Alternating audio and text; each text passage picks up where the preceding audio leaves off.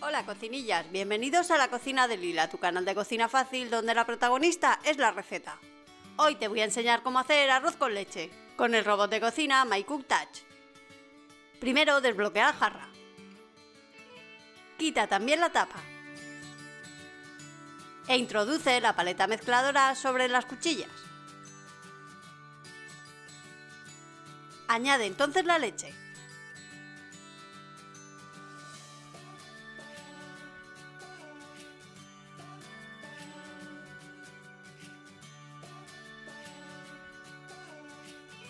La nata. Recuerda que al final del vídeo te dejo la lista de ingredientes y cantidades de esta receta. El arroz.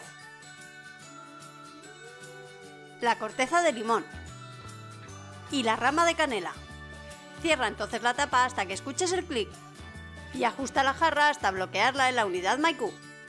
Programa entonces 50 minutos. Temperatura de 90 grados centígrados. Y velocidad 2. Cuando acabe este proceso, levanta el vaso dosificador con cuidado de no quemarte. Y agrega el azúcar.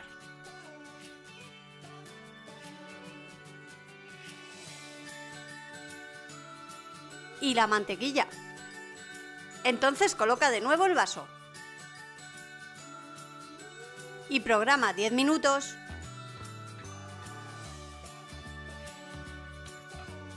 Temperatura de 90 grados centígrados y velocidad 2.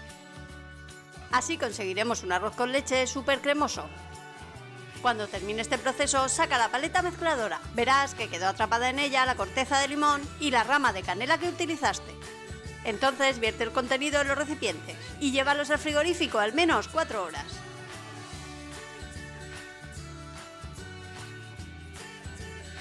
Justo antes de servir, espolvoreales un poco de canela.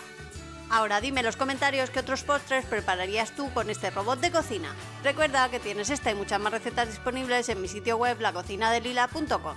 Si esta receta te ha gustado, compártela en tus redes sociales y no olvides suscribirte a mi canal y activar la campanita para que te pueda avisar cuando suba una nueva receta. Ahora toma nota de los ingredientes y cantidades que he utilizado para hacer este arroz con leche. Y si quieres un robot como el mío, te dejo una super oferta en la descripción. ¡Hasta la próxima!